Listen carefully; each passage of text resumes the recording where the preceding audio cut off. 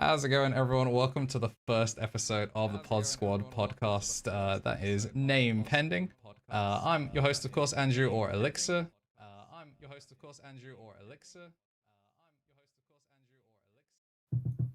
And we do have, we got Tom. How's it going? It's going pretty good. Thank you very much. It's fun to start doing this finally. We've been talking about this for like what, 2 months, 3 months. So this was like a bit for a little bit where we're gonna be like, oh yeah, we'll do it. We'll record these outside, like a scuffed version of the yard, doing like at the car park outside of a regional. So it's fun. I'm excited we're doing it. Yeah, and we do have a special guest, new and upcoming Digimon YouTuber, KBeeDS, joining us as well. Yes, sir. Hello. How's it going? You could say like a Digimon YouTuber, I guess, but I mostly player, but I'm kind of trying to get out there. Yeah, it's pretty sick. Excited to be here with you guys and talk some Digimon. It's just like the best game, you know? Yeah, we do have like a kind of run of show, but as most podcasts do, we'll go off topic probably. It's the first one, we'll get things sorted, and hopefully with time things will get slightly more organized. As things We go ball. First time we ball. That's how it goes. We just ball. We're live on Twitch and YouTube, so if you want to watch the VOD back, check the YouTube. It's slightly easier to watch back VODs like this, but we're live on Twitch and YouTube, so whichever works for you. KnTElixar for both, and of course, join the membership program, because we're not going to be recording anything today, but we're going to do like record things after the streams for patrons and YouTube members eventually, but just not for this first one. We're just going to be chilling, just kind of see what you guys are getting into for hopefully weekly-ish content. We were providing the extra goo for the people that want that extra little bit of goo. The sauce. Please, we can't call it the goo on the first episode, brother. They will not come back. We're calling it goo. Also sub on Twitch. Twitch Prime is free if y'all have Amazon Prime, and it goes to help put the show on. So do that, please. Shout out to the chat. I see a bunch of people there. It's pretty sick. Heck yeah! Thanks, guys. But yeah, I appreciate everyone showing up. It's been a hot minute. It felt like this week is actually where we got it like properly. Like it felt like it was real. Yeah, it was gonna happen. But yeah, all right. So I mean, we've done the intro. We've done the shilling the memberships. And how is everyone doing? Like, you know, it's a weekend. I streamed a little bit, had some fun, did some testing. Marcia, you said you just came from testing, right? Yeah, sort of like a testing / coaching session with another player that like I'm good friends with. Like, it's like a little plant gang circle. I'm not gonna say any names or anything. We've just been working on like lists for Liverpool, mostly because like it is the last event of BT13, and I want to try keep like that keep that edge for the competition. Since we've been playing 13 for so long, no spoilies basically. It's funny too. This is the second UK regional this year, and it's like we've had kind of both ends of this, where it's like the shout outs to the OPE guys for letting us play a like more tested format. I think I speak for all of us when I say I would prefer to play a format we've all played and tested and practiced somewhat than a format that started 3 days before our event. Yeah, I agree. And so concerning this format and the way we're playing the final BT13 regional versus back in June when we had to play at UK Games Expo for the, what was that, the first post ban list? That literally was the first post ban list, right? Am I tripping? Yeah, it was like literally the day after.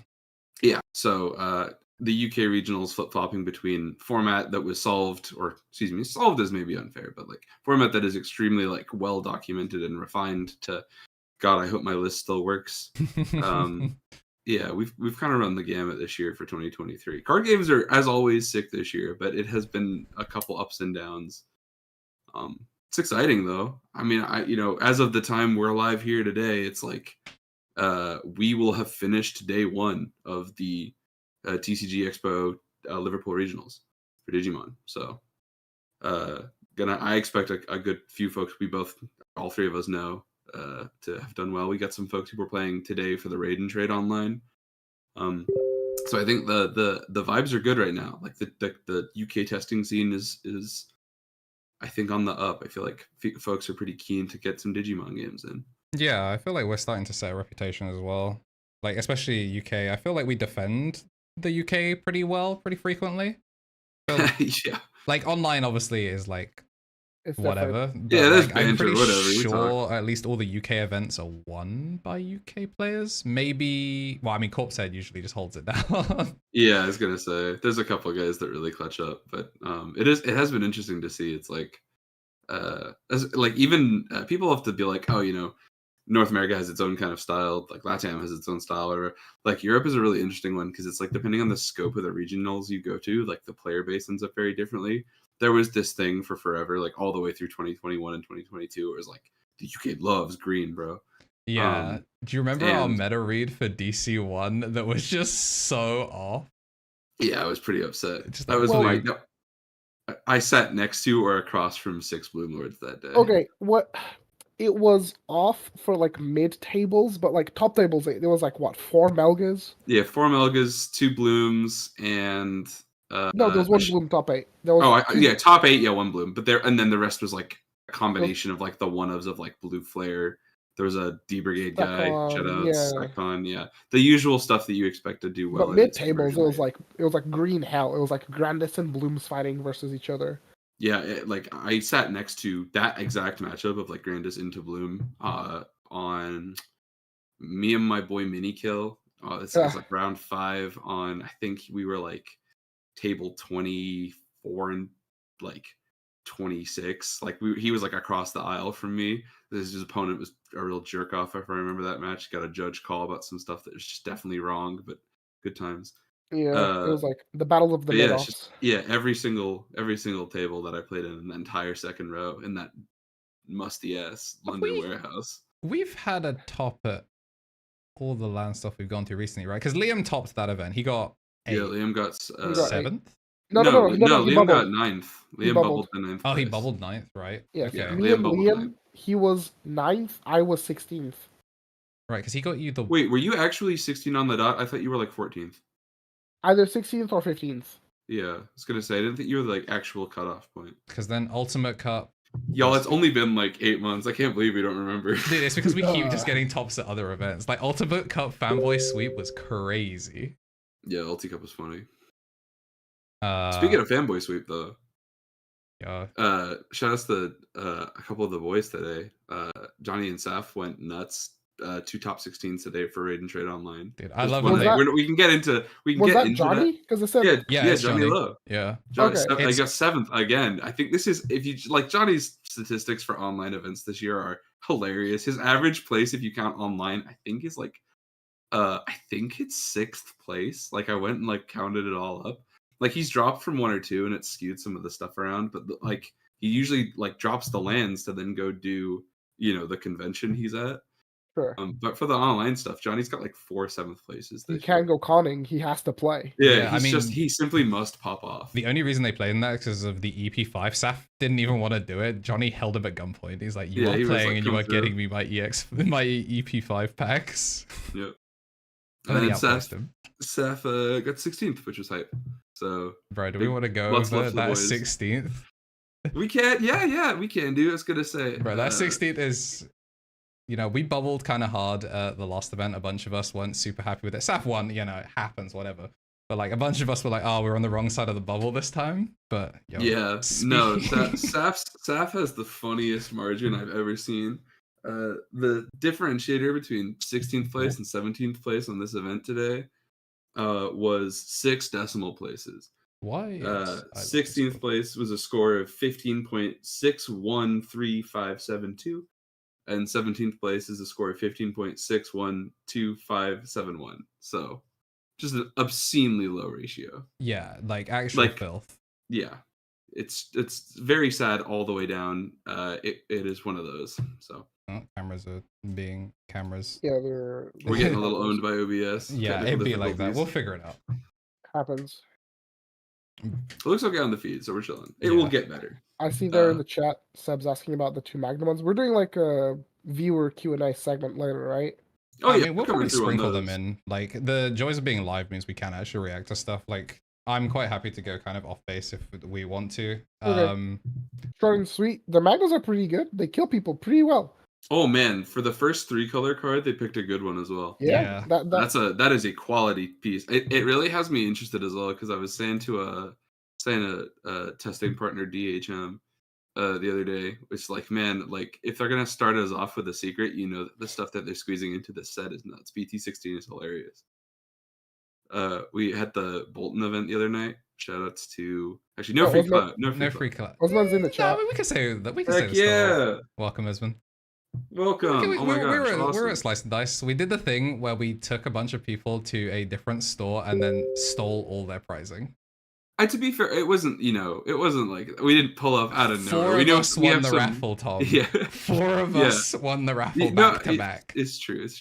I goofed it my last round against, again, another top 16 from Seth today, which is funny. So I'll give myself a little pat on the back. But my God, my round 3 against Saf, I just did not find a level 4 in Red Hybrid. It was so funny. Yeah. That's like 4 turns to dig in. It's just how it goes. So I feel like every so often you just have to make like the summoning circle with like Takuya in the middle, is that you will OTK someone and you will show up when I need you to. Yeah, exactly. And it's like the minute you start tracking variants, stuff like that. Like I had a Flamemon survive a security check against Royal Knights. When was the last time you saw that happen? Like it was, it's bizarre. Wait, what did you hit? A purge. Right. Yeah. Yeah, hilarious, right? Very funny. But yeah, anyway, Rain Trade was fun, but we got some cool got some chances to like go out and see like the whole of the scene is still doing pretty good. So it's cool. It's nice to like. It's nice going to other locals. Like I think if you have the chance, like if there's like a different locals in your area, it's worth going once in a while. Just because like different faces, different meta games, like people's locals are wild. Like if anybody ever like thinks about pulling up to Fanboy3, you better be prepared to play against like 3 rounds of Bloom, because it's like 3 rounds of Bloom, or you're gonna queue into Derek that's on this like unholy concoction designed specifically to shoot someone else in the room who just happens to be playing the same deck as you.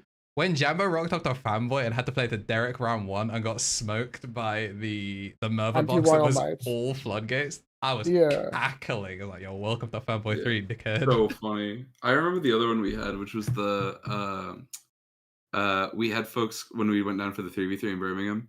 There's people talking about like, oh, you know, like Andrew, you had like a fan who like recognized you and had you sign cards and stuff. But it's like, you know, you build a rep for different scenes across the region and specifically the UK as a country. So it's cool. I feel like, you know, people like to say like, oh, you know, card games get like 2 years or whatever before there's like hiccups and stuff. But Digimon's been going strong. Yeah, Digimon's been going strong. I feel like it's getting better. Which is weird. I think it gets. I feel like I agree with that. It's also that like I think we show up for stuff in like ways that I was not expecting. Like I think you got a lot of like dudes that want to rep each other's space. Like, you know, like somebody who's doing something cool for the whole of the like the scene here, like European Digimon as a whole. It's like, you know, trying to think of an example I saw today is like DigiDreads having like a bunch of great videos going up this last couple of weeks.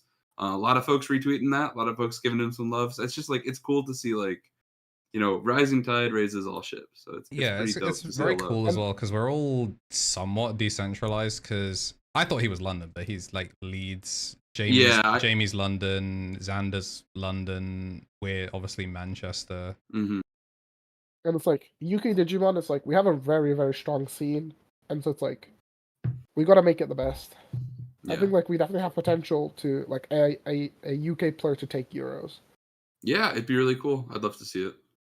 Depends how much people are practicing. Not to pull the Johns out early. I think it's kind of lame that we were playing the last regional here in the UK for BT13. So I think some of the UK players who really care about trying to pad out their great list of what they've accomplished in 2023. I think folks will take 13 seriously longer than some other scenes.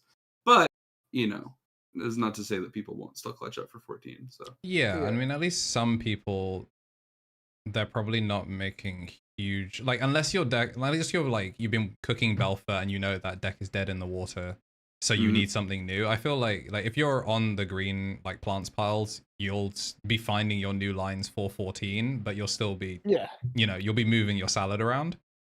But so I think like that practice will carry over. It's the people that are playing stuff that they know is gone in the next set. Yep. It's a tough one. And then you never know, cross hype might just smoke everyone out of nowhere with 4 Blinding Ray, 4 Grab Crush. Got him. I mean, you never count Mervamon out. She's gonna be the first one. You think the first SR She's that gonna they hit? Like, there'll I be could think of people a few I think most people would want to see hit first. I would think it'd be a good choice. But... Yeah, I know which ones you're talking about. But if there's someone with a pulse on the ban that's like, okay, we tried to slow down Apocalypse, but oh, Marcio died. Oh, give me a sec. Yo. I died on stream. No. It's that's it, dude. That's the run for regionals settled already. We're back. We're back. We're back. Yeah. If like you said, if they're gonna try and if they've already hit Apocalypse and they want to beat up Anubis a little bit, tossing the salad around is how I'll describe him. Oh, brother, Monka TOS. I can't say that. That's the end of the podcast. No, just cursed. Yeah. Speaking of cursed, have you seen the? Did I show you the new Sukamon mat that came out of limited series? No, it's like that's awesome. Suka Ojamas, and it's yes. degenerate. Ooh, I'm into it. As long as there's no Gatomon doing any poses, like that's fine. Yeah, I this is the thing is like I was. You know who you are. You know who you are. Yeah, if you're watching right now, you remember like sometimes you get folks that you like. If you wouldn't show your grandma the mat you're taking to regionals, maybe there's something up with the mat. I'm not gonna hold you. I don't want to look at Angel Womon's boobs anymore, guys. It's not a great joke anymore. Take it easy. Okay, so what we're looking at? Oh my lord. Oh, okay. How's it going? How's it going? I think I need the Numemons, bud. I think that might be the wave. I don't know. It's a decision. Oh my god, some of these are awful. This is excellent. Oh no, it's horrendous. Oh brother, this is not it. They've done a sleeve as well, like they've done D-Brigade stuff that's like really cool, and then I guess they just woke up one morning and said, "Yeah, I'm gonna do this." This is challenging. I love shoutouts to mommy. No. Shoutouts to the 3D model Shumon Tifos. That's excellent. That is very good. But yeah, said Knights equals based. Yeah. We should get Royal Knights was like a banger set for that exact reason. Okay, I was gonna say this. This is something I was thinking about before we started recording. Is it's like we talk about like the different like formats that we've played for events and things like that, and like this one's gone on for a little while. But like, if you could change the length that we had a set competitively, I don't think I would choose a different set from this year to be the long set. You know what I mean? I don't think I'd rather play like maybe EX4, but still like I think BT13 had a lot of the fun EX4 had. But like I certainly wouldn't choose BT11. I wouldn't choose BT12. I guess like that like 3-week window of actually when did BT11 drop in the UK? Was that like it was like early March, right? No, March maybe. It was after DC1, I think. Yeah, was it like we came back from DC1 and we got boxes of 11? I think so. That sounds about right. DC1 was once again the last event of EX3. Yeah, that sounds about right. That same weekend. It was the last of that DC1 as well. That was like the final Grand Prix. So yeah. Man, it's weird how the pricing for Digimon, like it sets itself up like it's going to rotate and then just doesn't. Yeah, well, it's because like I was talking about this with somebody I know who plays in the Eastern format, and a lot of it is that like they have to come up with like that they usually will do the art, then a stamped variant of the art, and then a stamp that is unique to one thing in that circuit. So if you think of the like what's the like perfect example of this? Probably the Paladin mode that was the original R Western Ulti Cup top prize. The rainbow background or the like one where he's like busting down from the clouds and he's like there's 2 versions of that card. Yes, well I think there's 3 actually. I think it has a second stamp for the first time it was available as a finals prize. Right. And then obviously it was then made available again as the runner-up prize at Ulti Cup. I want to say there's 2 because the first one has like he's slightly more zoomed out and he has like the rainbow background, and then the second place one they cut the rainbow. It's like a blue sky. Yeah, it's slightly more lightish.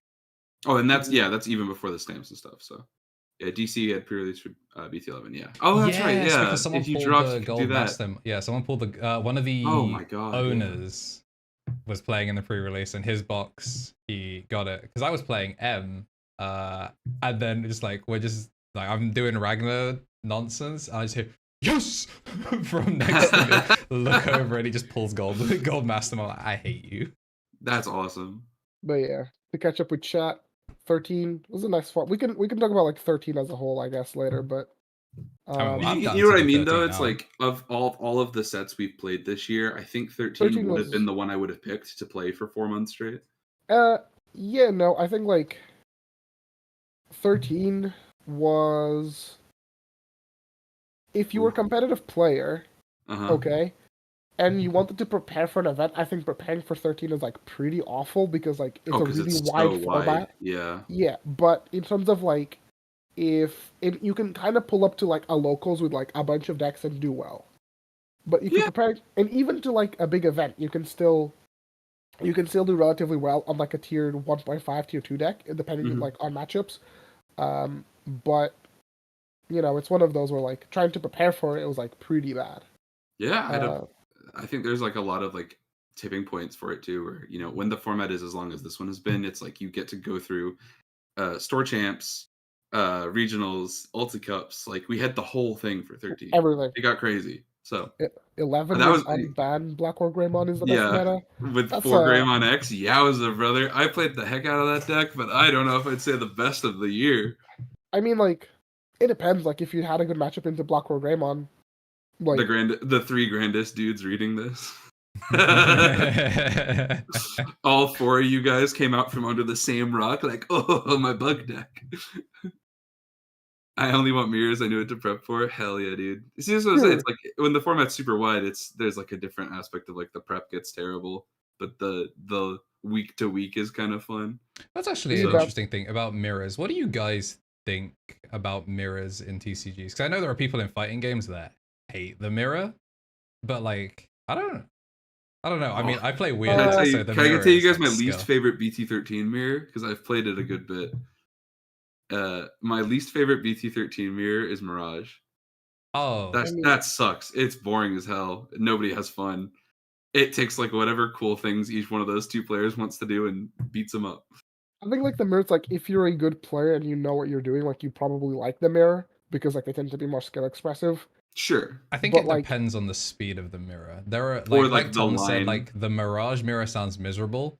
The Hunter's mirror is interesting. Mm-hmm. Depending on the speed of both of you playing. Like, I think Bagger Hunters into Hunters is pretty miserable for both people. But like BT9 mirrors were just like Melga mirrors were like, oh cool, you saw your stuff faster than me. I think I watched Kai and Liam one time just roll the dice 3 times. Yeah, I could believe it. It was basically like the BT9 mirrors were like, oh, are they playing techs to not get OTK'd by making their list worse? So it's like your list was slower, but like there was a chance for you to not get OTK'd? Or were you just playing all gas and it was like, if they have it before me, then like whatever, but if I got it, I win. Yeah. But a lot of the times in Digimon, it's like, who can set up better? I think the plot mirror has to be the coolest one, right? Plot mirror is pretty good. I mean, also Johnny, because that is a mirror where you play text to slow your deck down and then you still top 8 everything even without playing the mirror. Plot mirror is like weird, because like, it's basically like who can go first, but like make a board that like stops the other one from playing. Mm-hmm. So it's like, yeah, I've seen the Shine mirror is literally who sets up first. I don't totally disagree. That is a pretty boring one. It's also like the variance on, especially now that the going into 14, it's going to be pretty bad too with the Geo Greymon at 1. It'd be like whose Marcuses are in the better place immediately, and it's just like ugh. I think once 14 hits, if the meta's too fast, I think we should just start bringing Beyblades to events and just asking if people just want to just let it rip for going first. It's not like you're going to go to time anyway, so you might as well just like, oh, what are you playing? Cool, you want a Beyblade for going first? Because if you roll and lose and go, okay, I'll go first in game 2, and then lose game 3. They opened up the judge like program again recently, like on the actual Bandai site, so you can sign up. If you hey, support your locals. If they need more judges, sign up to be Yeah, I a think judge. Jamie did his judge exam yesterday. And You know, you guys can find it. You can Google. You're all competent people. one of your favorite interactions is on the judge exam. Seriously? The Takuya suck up 5. Oh, that's awesome. Guess who didn't get that question right? Are you kidding me? Not me, obviously. I know. Yeah, but JB sent me this Yeah. like that. Oh, what was the correct answer? I'm like, my brother in Christ. Just say There's yellow no hybrid in the way. presence of Thomas Taylor, and he will God. give you the. That's unbelievable. I know. I was baffled when he said, No, like, no, man. surely you know this. You guys got to understand one important thing about me. This is a good thing to establish in episode 1 of the podcast. I hate stall. It is misery incarnate. I'm every deck. I don't want to like yuck anybody's yum. Like, you enjoy what you enjoy. I do. We gatekeep. But I spent BT8 and BT7 were some of the least fun I ever had in Digimon. And I spent so long in the lab devising decks that would just make yellow hybrid and setcon miserable. So when you get a Takuya Conbra and you put down that 3-cost little war criminal, think of me, because that's my boy. God bless him. Big ups. Setcon players are Yu-Gi-Oh players who cannot afford Yu-Gi-Oh cards. Lamau. Very true. Very true. That is brutal.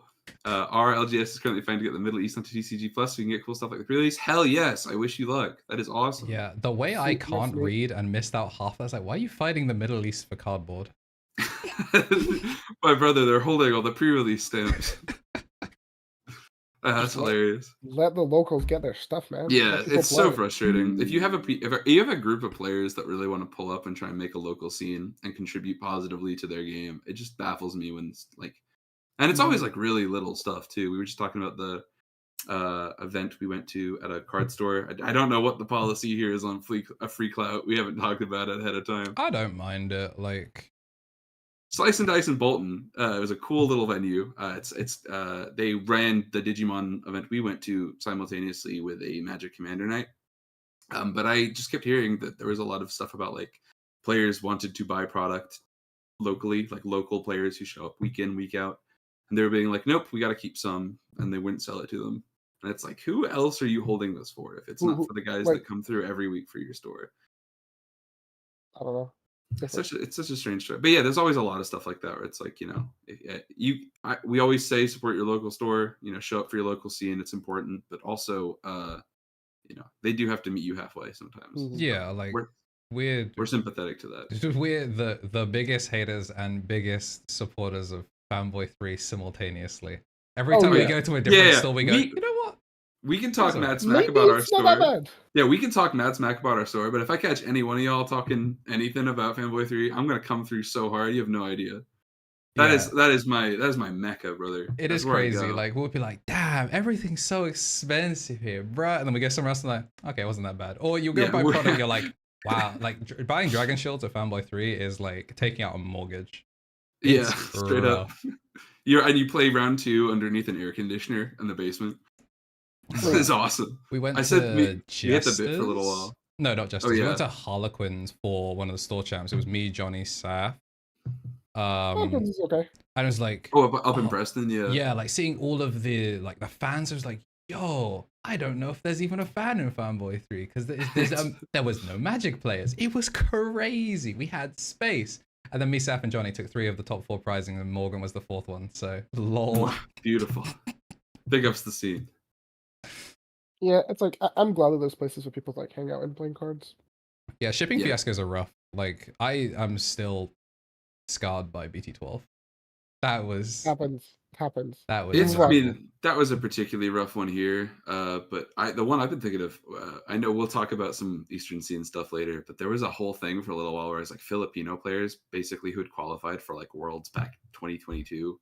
We're talking, what is that now? Like, I mean, it's November, so they probably played it a year ago. They are still missing participation stuff. That's crazy. Yeah, and it's like a specific incidence. There's like people trying to get raised awareness for it. Like it's just, you know, sometimes that the ladder you chase up to get your answers for stuff like that just does not go far enough. And I live in my local game store. I go 5 times a week. I've been pretty close to I sympathize. giving Fanboy £25. I think at one point it was Vanguard on Tuesday, Digimon on Wednesday, Yu-Gi-Oh on Thursday, and then Poke Monday. I never went. There used to be Saturdays for Pokemon. Yeah, and then like on Friday, I thought about showing up for One Piece. So theoretically, I could give my local game store 25 great British pounds every week, but bro, that would be the gauntlet. Imagine going 5 days a week and coming away with 5 different like, oh yeah, you placed in prizing. Like that's actually just like the actual fanboy sweep. That's content right there. I'm Mr. Card Game, the king of games. The Yu-Gi-Oh challenge or Pharaoh Yugi challenge. What's the guy's name? Atom. I couldn't remember the fucking anime for a second. What was I gonna say? Oh, I always got really lucky because half the games I wanted to play, they always ran on the same night, which was fun. Oh, it's like what's happening this weekend. Where the biggest Pokemon Gym Leader Challenge event they've held yet, being held at the same time as our Digimon Regional. Very lit. There's also, they run Dungeons and Dragons on Wednesday nights. Remember they ran the Store Champ at the same time as us being at Regionals? They ran Store Champ when we were at Regionals. They ran Store Champ while we were at the Pokemon event last time. Like, it's they ran that one in Birmingham 3v3. Like, it's just like... But again, we could say this. If I catch y'all talking smack about Fanboy3, I'm coming through. Yeah, like... That's my story. KnT Mini. Bro's like... Fanboy3's booty cheeks. Bro's trying to move to Manchester. Got Tuesday One Piece, Thursday Digimon, Friday Lorcana, Saturday One Piece, Sunday Lorcana. My brother, that is a tough week to finish out. BT14 2 sets of Lorcana is no money for Christmas. Oh man, hang in there. Yeah, you gotta be giving like your relatives like coupons. Yeah, think of how good you'll look when you can sell your trophy cards from when you do really well at regionals. That's the strat. Regionals is for gonna my be fun. Stuff from London.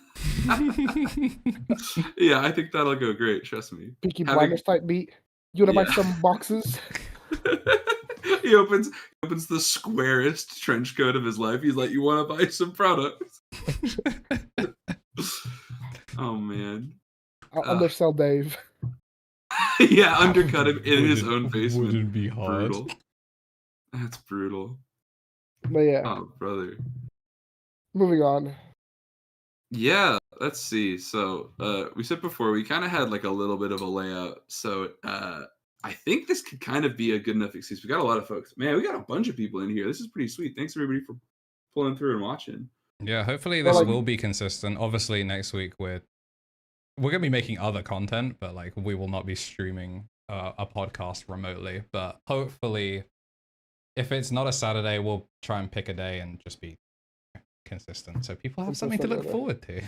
Yeah, Saturdays are like too bad. It just depends if. Yeah, it just depends on like what shifts I get given. Especially if I get given like a night shift, it's like people willing to do like a Saturday morning or whatever. I mean, the worst case, if you miss the stream, it'll be in like the YouTube Live tab and YouTube Live playback. We might even be like, maybe we'll be smart and take questions under the comments from the next one for the next episode or whatever. You know how it works. Yeah, or like you guys membership, have podcasted Patreon. before. Yeah, you guys have seen video. You know when we have to plug the Patreon and the membership to plug the lights on because someone swore in the first 5 minutes. We actually made it through 5. I was checking.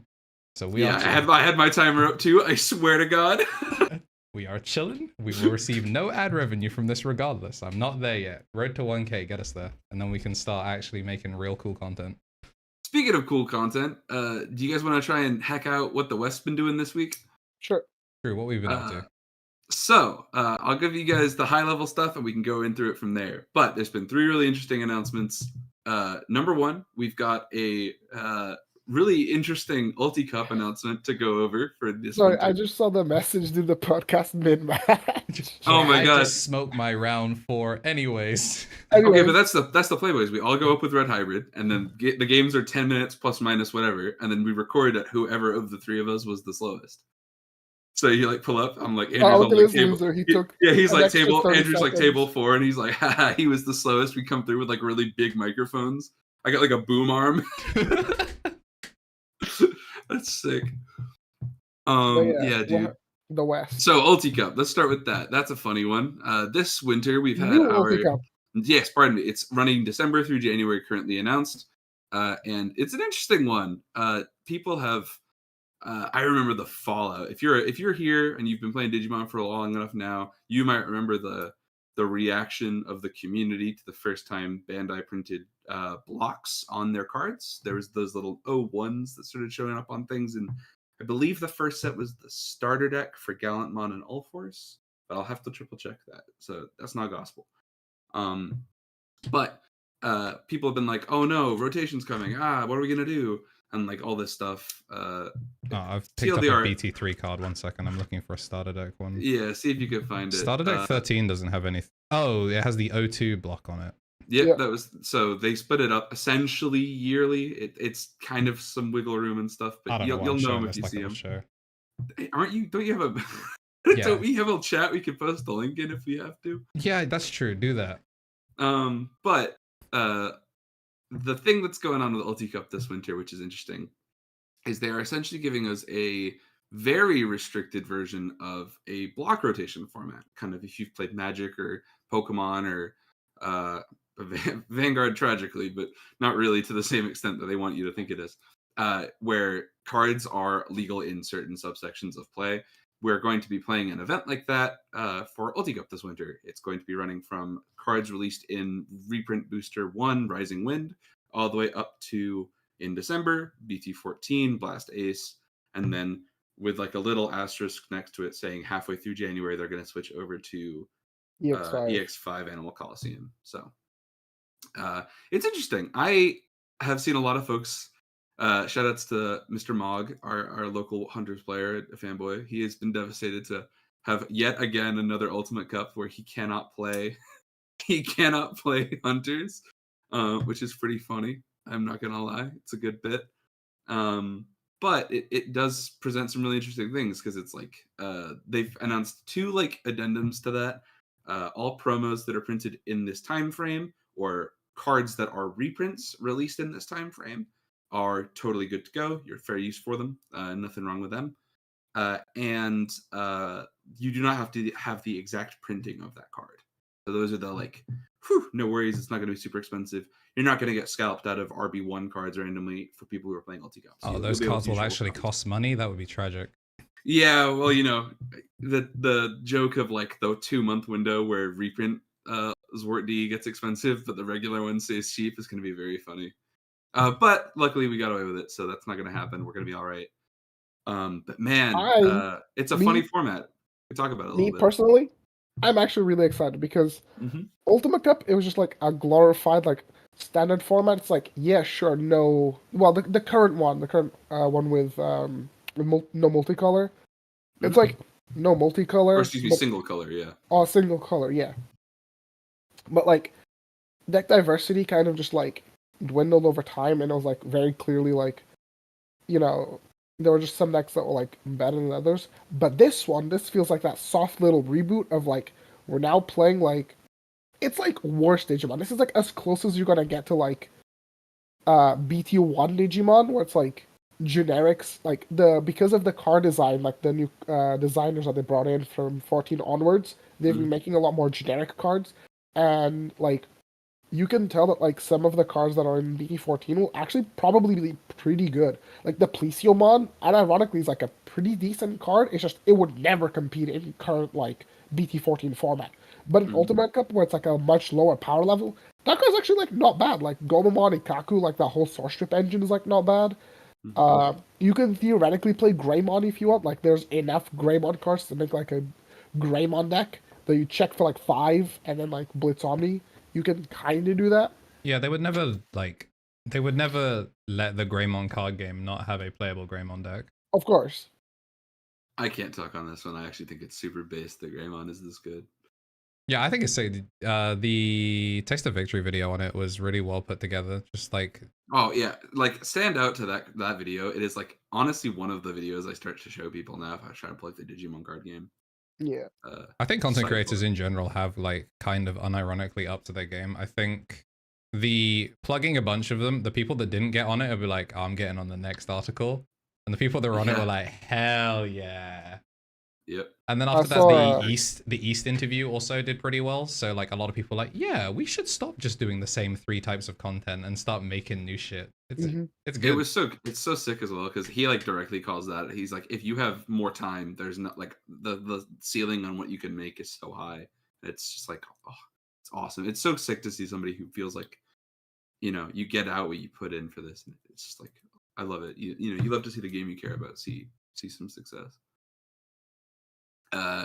So we got someone in chat. Also, old Ulti Cup was, oh damn, this deck is good. We gotta ban it now. Yeah, I think the nice thing about this is tentatively they are only running this for 3 months on the high end here.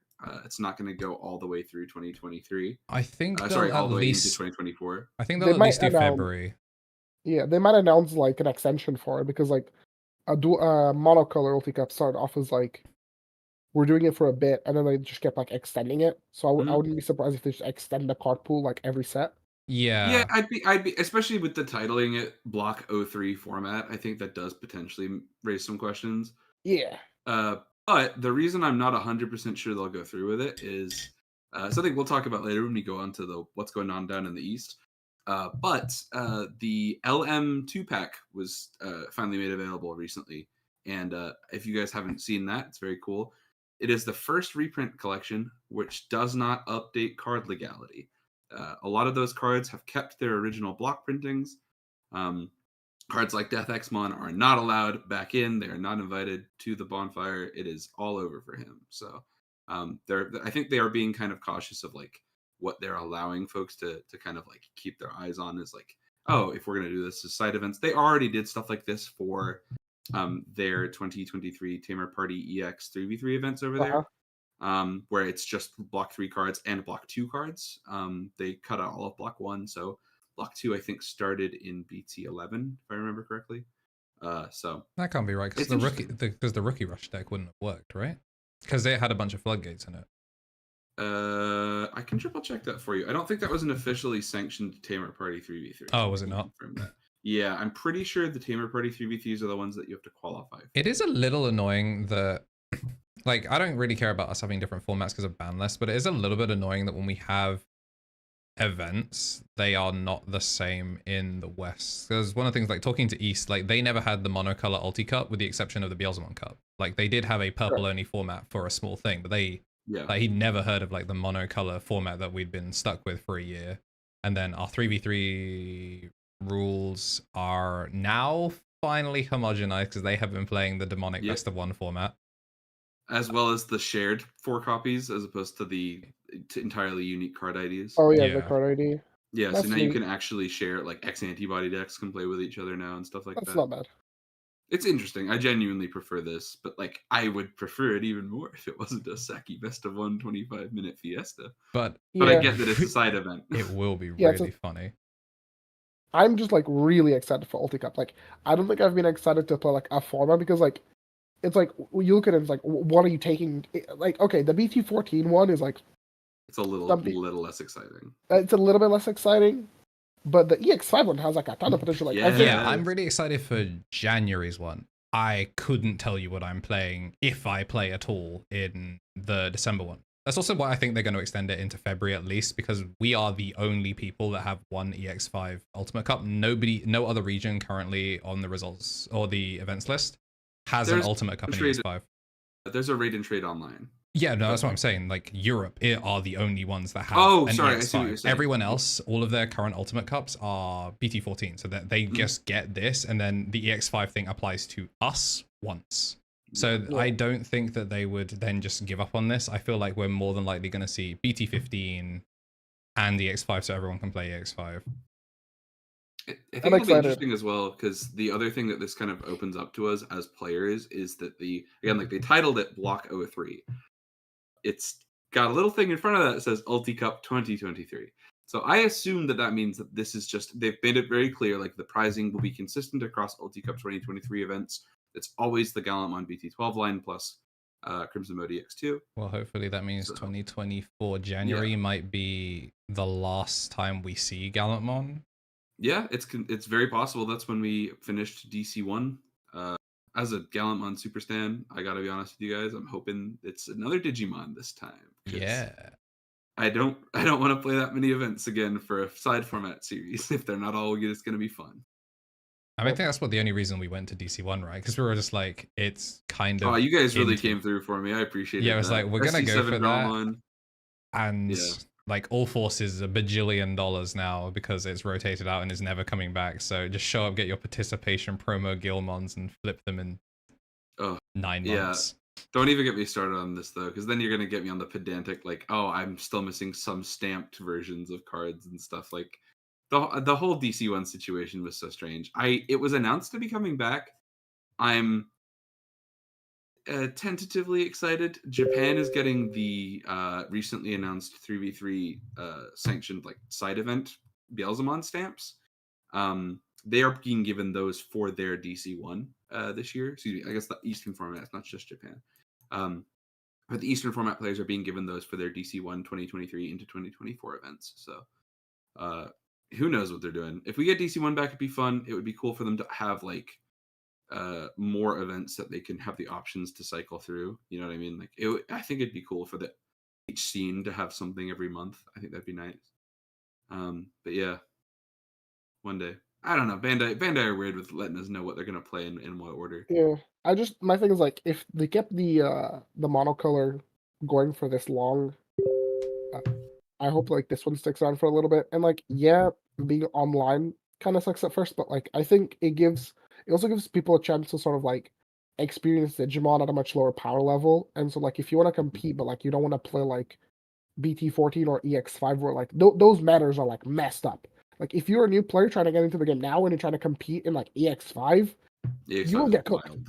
And that there's so much like to learn now because like I feel like every set genuinely has like added like mechanics that like really matter, especially like blast ice and stuff. And so like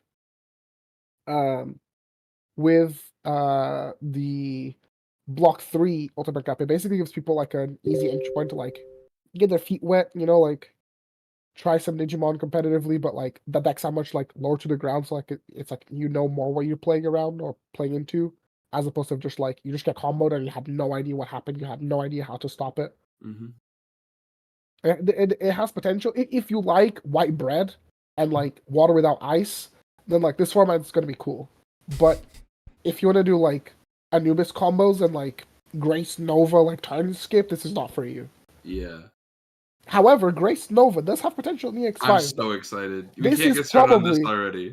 This is probably the only format that I will give credit to that deck. It'll be good soon. I mean, I still think it's got niches. It has tops and stuff already, but like... Yeah, sure. No, sure. like, okay, I'm not covering. It's like, it actually has some representation. It hasn't won anything yet. Yeah, but, yeah. It's getting there. Me pulling up with my fucking Hercules KBeeDS deck, I'm representing it. I don't think I'll win anything with it. Yeah, exactly. It'll be lit. But however... Leomon. No. Leo's cool. Hercules, if they let me play Hercules in Ulti Cup, I'm doing it. Oh, that'd I'm be lit. I'm inting. Did any of the good bug stuff get reprinted in RV1? I don't need the new bug stuff. Like EX5, in EX5 you have the Indomitable bottom end, so you can play like Hawkmon and Quillamon. So then like you basically can give yourself that extra little bit of DP. Soon Hawkmon's gonna have a new armor. It's gonna be lit. Oh yeah, that's yeah, maybe. But yeah, like the DP and like a little bit extra consistency doesn't hurt because like Hercules is like a pretty strong card, so you just need to pad out the slots and just like Izzy and Hercules just like have your back and you just like do your thing. Fingers crossed. Shout out to the bug deck would be cool. I break my heart thinking about break my heart thinking about Shivamon every time, but for the format we never got to play. Oh man. But that's not all that's going on down in the West. This weekend is as we are recording today, it is down there. Yeah. Down there somewhere is the 11th of November, which means as of yesterday was the first day of BT14 pre-releases. BT14 pre-release is fun. We were going through some stuff before. There's a lot of really cool interesting kind of cards that I think somebody brought it up in chat. This is like the first set with no vanillas. No vanillas and no mem setters. So your fundies. Yeah, how are your fundies, sir? and I think it sounds cool. I'm into it. I haven't played a pre-release that I would have considered as good as BT7, just BT7. BT7, the most yeah, fun. yeah. It's not even close. BT7 was the most fun I ever had at pre-release. If you know, you know. I think BT9 had an alright pre-release because we didn't have all the X Evolving Nightmare stuff in that exact set. But the pre-releases I went to, one of the guys I went with, no names or anything here. He might not be on the podcast. He might be. Who knows? Did pull a Death Xmon and sack the whole room. That was fun. It was Death X and Oryukin. Yeah, okay? and Oryukin. I had both secrets in my pre-release deck. Yeah. Yo, imagine pulling both the cool cards in your pre-release and sacking your table. Imagine doing that. I think it's because I was like, the hoping boxes, you would bring that the up. packs got shuffled. Like the boxes got like open and the packs got shuffled. Oh, so I just That's rough. When they did it for 13, Terry, bless him, picked up 6, slapped them on the table. Picked up 6, slapped them on the table. And then Tom goes, okay, I pulled the alt Dynus. I'm like, okay, cool. And then he pulls the other one. I'm like, okay, yeah, so yeah, I pulled Omnimon and Alt Dynus one from the 6-pack. Yeah, it's pretty cool. Yeah. I swiftly chucked that Dynus one. That was me as well. I also pulled an Alt Death X and just like clapped everyone. It was sick. Yeah. Funny cool format. deck, bro. Cool deck, bro. Anyway. I was really good. Turtle blocker pile. Oh, that was the actual pull. I got the pre-release stamped Jumbo Gammamon. Bro, that card's a Oh, yeah, criminal. no. That was my guy. 13 was not like the jumbo stuff like that. That was 13 was maybe the worst pre-release, and I won it. Was like I have the bias that I won that thing, and I tell you that shit was trash. Yeah, brother, that's my guy. Oh, I don't have the flood goat. He's still stuck in his plastic jail. I'm hoping to give it to somebody in EX5 because I am. It'll be me, right? Oh yeah, and the level 3 blockers. Oh, it was so bad. Yeah, wacky ass format. Yeah, so BT13 was not the way. BT7 was the best. I'm trying to think. I liked BT9. Flood goat. It was okay. Flood goat. He's bottle of Hennessy not included. BT8 was okay. BT8 was fine. A lot of the it was like armors. Yeah, the armor stuff felt very sacky. But if you opened Metal Greymon, you won the pre-release. Is there anything else that was like a standout? I keep saying this. Obviously, EX sets are designed to not have these terrible pre-release events because God, their card pulls are so whack. But I think we would have had a pretty fun pre-release with EX3. EX3 had some funny cards. I think EX5 will be interesting. Not that we'll get one. Oh yeah. One day they'll throw us a bone. But there were a couple other fun ones. So BT14 pre-releases. If you're going or if you've been, shout out in the chat. Let us know in the comments. It's a good time. Support your local once again, and go play with your friends because sometimes if you like a really strange niche Digimon, like my road dog Gallantmon, who is unlikely to get a new card or a nice alt anytime soon, you are gonna have to settle on that pre-release stamp. Thomas, your camera died. Yeah, I think your camera died, bro. Give me a sec. I think I'm donezo, boys. Hang on. Oh, we got split up. Here we go. Am I coming back? Oh, never mind. It doesn't matter. Yeah, he's back. Hey, I'm alive. Yeah. Yo, you had jaundice for a second, like the secret rare of BT16. Oh, brother. Yeah. Support your sword. Go to your pre-release. Pre-releases are fun. And pre-releases are fun. This one is going to be a good one, just because generic card pool. Yo, speaking of support your stores, that reminded me that the My Hero guys sent me stuff again. It has not arrived. I don't know where it is. I was supposed to be. I was supposed to be doing something. Stuff? Yeah, some Hollywood. For the 3rd time in a row, they are sending me the expansion so I can go yo, support your LGSs and support me. Yeah. And yeah, the product is just AWOL. I have no idea where it is. We got some folks popping off in the chat. We didn't announce anybody's wins and losses, but we did say top 16 for Saf, who is hanging out here. God, the draws are a tough one to take. That is a doozy. That's a point. For all intents and purposes, he's technically 5-0, but then he is undefeated. Technically, he's undefeated, but the closest tiebreaker I've literally ever seen in a Bandai card game. It is unbelievable.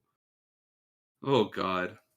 Wait, wasn't there in One Piece they had one where it was actually dead on Butch Holtz Like was an exactly the identical? same, and it was just like, yeah, this person's name alphabetically comes first, so I think they floated above for pricing, and it's One That's Piece so, pricing.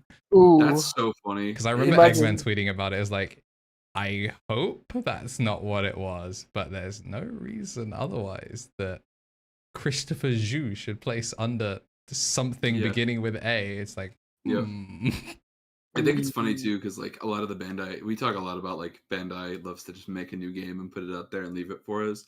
But a lot of the others, like especially like the big three, have all had their sort of set up precedent for this. We had yeah. in Pokemon Land, we had recently we have a stall deck that might actually be a meta threat, and people had to talk about like what happens in the Deadass Grand Finals Ultra Tiebreaker scenario, and it is determined by whoever was seeded higher. That's Which is based. so sick, right? That should is just quite implement literally that. just world champ difference. Yeah, exactly. If you were exactly even in every metric we could possibly conceive of, whichever one you had more Twitter clout. That's where So, the like, Beyblades should be the tiebreaker. Oh god, yes! Bring the Beyblades to the Bandai events. This is what we're learning today.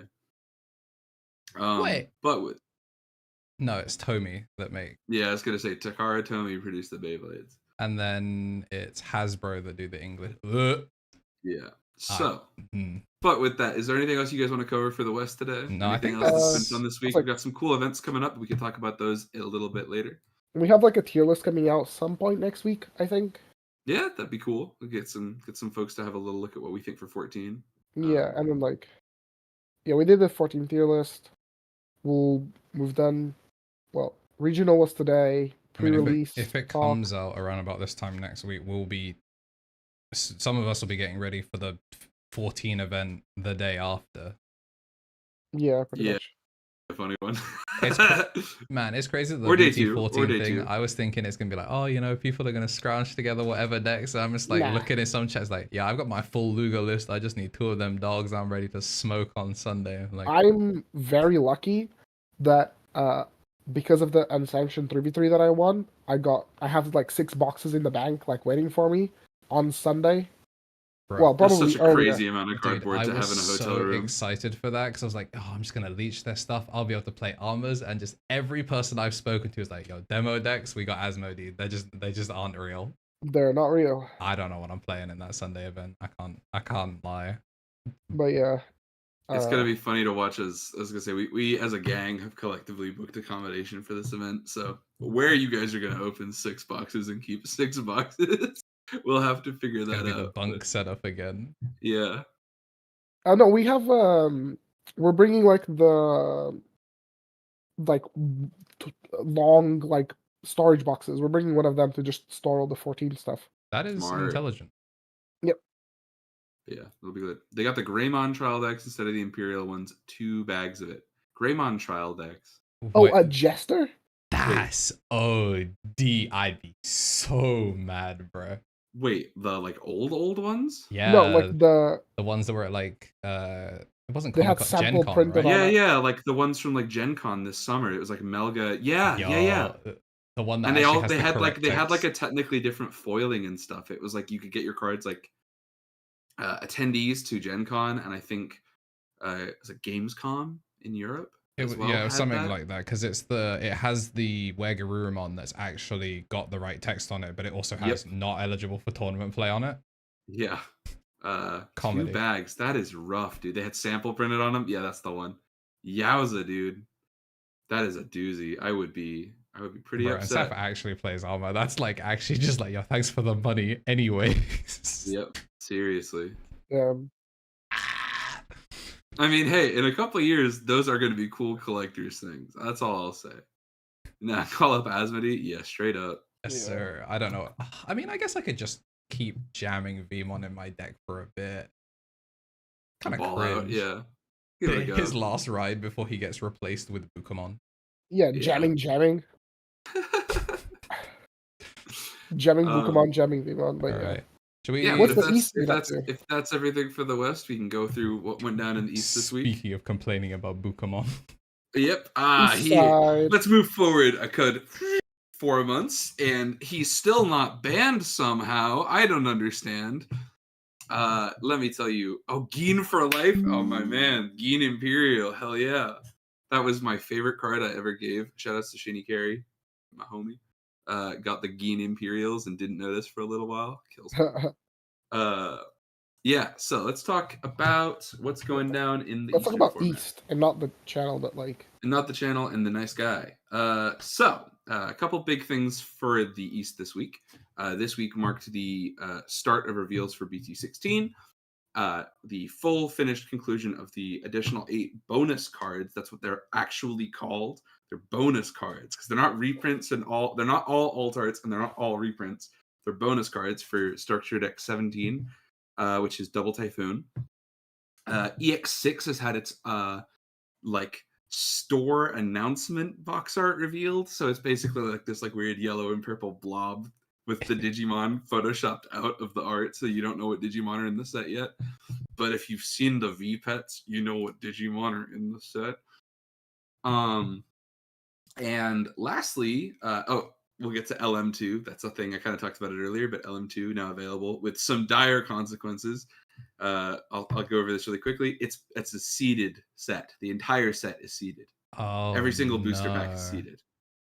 So if you open a box, you can tell exactly what you get from a pack, which is terrible. Oh, there's some bad seeds as well. Very bad seeds. Yeah, your secret rare could get. There are hypothetically boxes with no secret reprints. wait, That's OD. Yeah, very funny. damn, So that sucks. that's an L for the Eastern players. We've talked about BT16 getting some reveals. We've had another wave of qualifiers for. Oh, but like those were some reveals. Like, Oh what yeah. We'll get into those in a sec, but oh my god, they are good. And the last couple of sections are we've had some reveals some more results coming in for. I'm gonna get the acronym wrong because I have hole in my brain.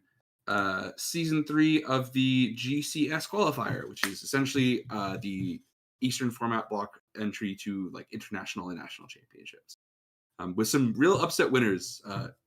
We'll get into it later, but Gallantmon won. Very excited. Yay. But with that, what sounds interesting, boys? Where do we start? You want to talk about LM2 because it is the funniest bad news they've ever put out? Yeah, I think LM2 because we're still fresh off of RBO1 being the set that was released of all time. Yeah. Was a set with cards in it. So LM2, let's talk. So the LM packs are interesting. LM01 was released as a kind of like distribution method to assist in players like going to events and playing in events for their local stores. You can sign up and be a registered partner with Bandai, and then you get some good stuff that way. It's pretty consistent with regards to like making sure folks have access to promos. Currently, if you've been on Twitter or anything like it, or X, it'll have the lists, and you'll see, you're bound to have seen somebody top something with Anubis or with Apocalypse or with Melga in the last 2 weeks, and they will have had a sealed Imperial Dramon Dragon mode ace on there. We're obviously receiving that card here in the West by eventually by distribution with the demo decks, or if you're lucky enough to be somewhere where Bandai is distributing O2 the Beginning. Is that what it's called in English? O2 the Beginning? Yes, it's literally just the USA. I can't even say North America because Canada doesn't have it. Canada's not getting it, right? Yeah. So if you're in somewhere where you can go see the movie, you can get packs that have stuff there. But at the moment, that is the only way that the Eastern players are getting this card. They are receiving it via play at Sanctioned Store, like essentially their Hobby League version. And that is how they distributed a lot of the LM1 cards. You would receive LM1, not dissimilar to how we got like Tamer Party cards, and they were distributed that way. It meant they were cheap, relatively affordable. Like that first week was weird, where if you had the Gammamon stuff, congrats on your top cut. But yeah, thank you, Andrew, for pulling it up. LM1 is it's a big set. There was a lot of very important power threshold increasing cards for the what is that Ghost game? Yeah. Shout out to Bokomon being the assist card of all time twice in a row. That is like Bokomon is he's unbelievable. So LM1, huge success. People liked it a lot. These cards are very anticipated here in the West. LM2 is not being distributed in the same way. Oh my god. So obviously, the important piece of context for what I am about to read to you guys is that the volume of packs you get in a booster box or a product release in Eastern format Digimon is a smaller amount. You get, what is it, 24 packs here? Is it 36 packs here in our boxes? I can't remember off the top of my head right now. It's 24 because we get 6 at pre-release and it was split by 4, right? Something like that. They get 16 in a Yes. booster box in the East. So the confirmed seeded contents, because again, the boxes are seeded. It's 24 packs here, yeah, and 16 packs in the East. By the way, criminal that didn't give me Agitar in green. Like Palmon already has like.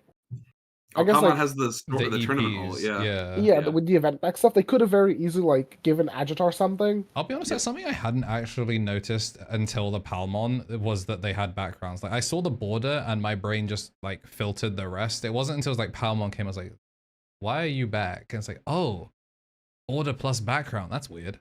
Yeah, it's kind of like the. It also has the new symbols. It looks fine on Magnamon, but scatter mode looks whack. That doesn't. That card looks weird now. They kind of look like color in versions of like the winners pack, the winners pack events used to get like pre-releases and stuff like that. Like the Psychmon. Do you remember? Like if this wasn't silver, it would be purple, and they would kind of look similar. Counterpoint: winners pack jamming Vmon, which had no foil. Oh, very big. No Love that. Yeah, the Gabumon was the same recently. The Gabu X had no foil. Very funny. But the Zwart did. Yeah, isn't that something? Yeah. So here's what's up. Let's talk the bad news. Obviously, it's cool that there are reprints. It's very exciting, and some of these are like very desirable cards. I think notably, this is the first Doraemon reprint that is errated in the Eastern Bloc in Japanese, which is cool. But if you purchase, oh my god, if you purchase a whole box, you can expect 2 copies of common, uncommon, rare for each card you pull, and 2 copies of SR per box, and then 1 alt art and 1 secret. And you know which one you get based on your seed. So the options are, if you open a box that contains any copies of Sistermon, she'll be CL for us, but it's Noir over there. Them, yeah. Congratulations, you have pulled Chaosdramon X. It's in there somewhere. You'll find it. And if you have pulled Sistermon Blanc, you have pulled Death Xmon. Death X, yeah. Yeah. That's crazy that Noir has the worst seeding. Yeah, hilarious. So a lot of the good staples will still be available in a decent quantity, but it has led to this really odd situation for currently like the secondary market where like some of the cards look like they're being opened and then like, oh shoot, I opened the bad box, and then you just don't open the rest of the packs. What, just sell the pack? Yeah, so some of it has been a little bit funny where it's like the insider information is strange. Bro, that reminds me of when people would get their EPs or whatever, and people could figure out, you could like shine a flashlight on it and just figure out what card was in. The winners pack Gammamon is visible. Yeah, it's a whole thing. So that's the bummer for LM2. Shoutouts to Bandai Japan for putting that together. That's some good work. Hopefully it'll be a little bit better for us when we get it, but it won't be. We don't even know when we're getting LM1. So BT12 Amano says hello. Yep. We can talk now. Let's see, what else did I go through? We went through Sorry, I have about 900 little news tabs. Oh, BT16 got revealed, guys. That's crazy. That's crazy. We were talking about the Magnamon earlier. The first set where's with 3 color Seb? Digimon. Where's Seb? Seb, we're talking about armor. We summoned Seb. The knights are back. Seb, we're talking about knights. But obviously this is it's been a crazy showing for the first what is it today? Saturday, the first 3 days of reveals. We've had the 4, 4, and 5 that you make for Pyldramon. Pyldramon level 5 SR, by the way, which is how you know that the O2 kids are getting well looked after when they make Pyldramon the SR. That's a good job. Good touch, Bandai. The armor forms, who never made appearances in O2 anime, are being shown off here. Everyone called me crazy for doing that, and then like me and Liam were like, oh, maybe, like, we haven't seen the movie yet, so it's like, oh, maybe there's gonna be armor. Then Liam saw the OST list, I guess, released for the anime. Is like, the theme that plays during armor isn't there. He's like, wrap it up. We're not getting any armors. And then just this comes up. He's like, did we manifest it? What happened? I'm excited because Lynxmon. We talked about this a little earlier, but Lynxmon, I've been a little hoping that Tamers will get some support after this.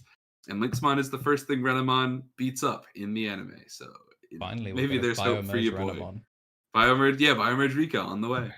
Biomerge Justimon. Yeah, Biomerge. I mean, the only way is up, buddy. It'll have to happen at some point. Marvin Jackson. Marvin Jackson is my savior. Okay, he's my goat. He made Justimon have more cards to put in the deck that don't suck. You don't have to play vanillas. Yeah. Hey, yo, say what you will about the vanilla build. It's quick. It is quick. You know what else is really quick? Concession. Just scoop your cards, brother. Wait a little longer. You got it, bro. When you get clapped by the Justy, don't say I didn't warn you. Yeah, very true. My horse is gone. But I think the biggest piece of news we can talk about for BT16 is the very, very exciting release of Partition. This got leaked a little bit to us a while back. Wow, what a good keyword. The new Paildramon, I can pull up an image really quickly if we want to squeeze it up on the media tab. Let me get that for you quick. Yeah, I'm bringing up Partition. Yep. And I'll send you this now. Essentially, the new Paildramon is the way that they're showing off the new keyword Partition. Partition is a intended. It's not explicitly DNA exclusive. There are ways you can use it outside of DNA archetypes, which is something I would love to talk about in just a minute. But Partition as a keyword reads, play Digimon up to a specific description. So in the case of Paildramon, the exact wording is a blue level 4 and green level 4. And you are able to play them when, this is the craziest part. Oh, BT16 is not even on dev yet. Yeah, it's not been fully shown for anything.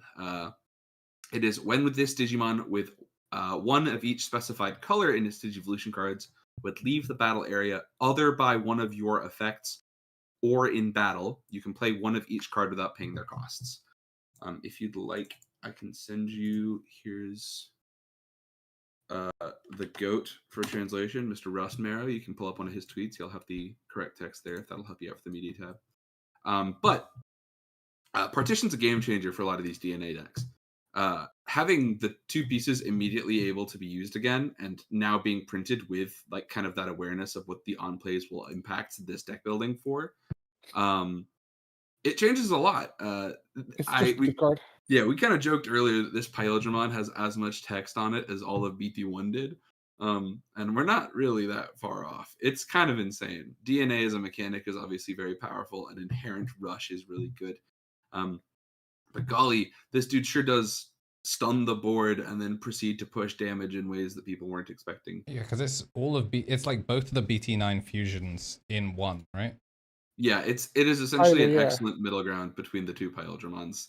Or sorry, the Paildramon and the Dynamon. It's also like super versatile. I think that's something that like Imperial never really had, where it's like your cards are very much like I DNA, I do this. This card's like I DNA, I do this. If I don't, I do this instead. Yeah. Which is like good design. The inclusion of it instead to the Digimon card game has done irreparable damage to illiterate people. If no is the coolest thing you can put on a card. Kentarasmon having if no and unsuspending and all that stuff, it's very lit. So, but it's a super good card. Like you can swing your 5. Like, let's say you don't have jamming or like it dies to an option. The fact that you get to like your 5 has Partition as like keyword and inherit. Like, oh, it's like best case scenario. Like your 5 dies, sick, split, go again. Yeah, I guess it means you could you can go with like the jamming nonsense, but you finally don't die to Chaos Deck or minus DP. You know, Setcon gets folded for real. It's like it's so sick. Like, and then like it also lets you like the Imperial just had this problem where it's like it wasn't never about the protection. Like Imperial didn't need protection. Imperial's a very like aggressive deck that pushes the envelope. But now it's more like it can threaten a ton of stuff. And so like even with like the memory printer builds of the deck or like the quartz variants of the deck, like this card's great. Oh my lord, yeah. It's fantastic. You remove the Quartzmon and it spits back out into DNA pieces. Good luck, buddy. Yeah. The other thing that we talked about is that obviously Partition's doing a lot of heavy lifting here. Partition is also not tied to DNA. This was something that they said was going to support DNA as a mechanic, but it is not exclusively tied to a Digimon with DNA like in its text, which I think is a thing that they've intentionally designed around so that Imperial Dramon itself can use this keyword well. But there are some perhaps unintended outliers. If we and get you some guys haven't black seen... red Partition, the Greymon box is going to be like, yes, sir. Yeah, that'll be pretty messed up. That's... Greymon and Greymon X sneaking out of its sources you is going to be pretty messed up. You finally run out of protections. You go, I guess I'll just reset. You got me, guys. The one that made me laugh was Dorbikmon playing this card because this is a Dragonkin. So you can spit out some of the blue pieces and green pieces that the deck has already started to play over there. So I'm into it. It's got a lot of potential as a design space. Watch this card though, because if the Sylphimon and Shakumon don't have similarly nutty effects, this is going to be a very funny format. I'm a little horrified at the idea of a yellow-black level 5 with Partition. That sounds like my nightmare. It spits back out secret rare Angemon. I'm good, thanks. Shakumon scares me. I'm really excited because I've grown very fond of the card now that I get to use it rather than it being used against me. Card's pretty fun on your side of the table. Yep. As soon as Armadillomon was black, I knew we were in trouble. I in my head keep saying that's because we've had Pulsemon confirmed for BT16. So there's already a lot of stuff in yellow. They were having trouble fitting everything in. But we'll see. I think it's well positioned. Yeah, there are. I mean, if you are an O2 Super Stan, this is about as good as you could have asked for. All right, let's go over one last thing for the stuff going down in the East. I'm going to get my info up here. We've got a couple. Yeah, there's a couple of cool developments that have been picking up going into some of our some of their higher stakes events. I'm gonna go ahead and send over to Andrew so you've got this list handy, and I'll send you the aforementioned Gallant list, which I can get that 1 sec. There's actually a third one. Oh my gosh, perfect timing. We'll have a lot of things to talk about here. But yeah, there are a few different lists that have started to see some success that is pretty exciting. Armor got a top in one of these events, so we can go through all of these. But yeah. So here's what's up. These events are essentially the qualifiers that the Eastern players end up going for so that they can compete for larger scale tournaments, things like regionals and later on nationals. And then all the way after that, this was how they selected players for the World Championship representation. Players like Misao, who got to go in with, he was cooking with his mill list at the time, the Demi Mera bottom end with Gabumons, and then the start of EX3 Guilmon things, players who were busting out really revolutionary decks that we had not seen in the card game before, all the way back into late 2022, started this year 2023. A lot of those kind of now infamous decks and players really popped off in this circuit. And so this is an interesting time to talk about this level 6-less Gabumon aggro deck that has it won a qualifier. When was this tweet? Victory Sword. And I did not print that card and expect it to be used. Yep, it's pretty funny, right? Yeah. So let's talk about the Wergurumon. It is hilarious. So this is on attack, gain 3, end of turn, lose 3. But boy, oh boy, if you win the game this turn, that doesn't matter. So the entire sort of thematic for this archetype is it's not once per turn. That's correct. Yep, not once per turn. I love BT1. Yep, awesome, right? Really funny. So this is a memory printer Metal Garurumon. Wergurumon, pardon me, level 5 poison. The idea is Bukamon provides it jamming, no duh. Gabumon X gives you protection to allow yourself to go into Garurumon X, search through your stuff, and find the first Wergurumon. Then, having Mimi Joe in, you secure green to use everything else that you need and give yourself all the conditions you're going to be worried about. Then you've got Swing with Wergurumon. He's got his jamming. He's got his protections. Gain the memory. And then Unsuspend with Victory Sword. continue to do this for every copy of Victory Sword. It's pretty ridiculous. Oh, This is because pretty it filthy. costs exactly 3. It costs 3, right? This is You have filthy. other ways to do it. There's a 4-cost variant for, I can't remember what the card is. It's got a, Cyclone Kick, I think. yeah, that's the one. Technically, the first time you go up one because of the Vmon. Yeah, the And then Vmon. Avalon's Gate is the same, but it's a dual color requirement. The Sure. Xmon option card. So and Xmon lets you do. If you have Xmon, you get to do both, right? That was like. that's correct, but you sure don't need both if you've got Mimi Joe and the Garurumon. This is funny. This is funny. But this one nuts. Obviously, best of one format makes some changes to how the decks get built, but this is something to consider. A lot of these cards, kind of like we've discussed, like cards. yeah, a lot of the relative strength of what we've been talking about in terms of like the decks that have become. I need this manga list. This is so funny. Yeah, I hope you enjoy it. Bring this back to your local, show some friends. This won an event, so very sick. The Proto Gist cannon as well is so BM because it's just like, finally gonna end my turn. Doink stun the whole board. 10 memory to turn skip the other guy. It's hilarious. Yeah.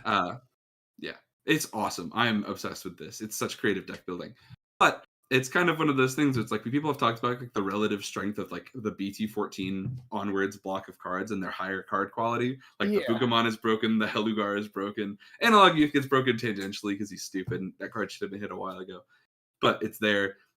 Emissary is broken. Some other lists that have done well in these events have had that kind of like. Wait, what's the wave of reliability for? I'm gonna say it is another unsuspend, but I'm pretty sure it also gives them a way to like stun stuff down. Trash 2 cost from under your opponent's Digimon if you have a it's a 2-cost unsuspend. Oh my god, yeah, because Mimi Joe is a Joe. Yeah, Mimi Joe's a Joe. So the whole line is Sorry Joe. All right. And Sorry Joe. Yeah.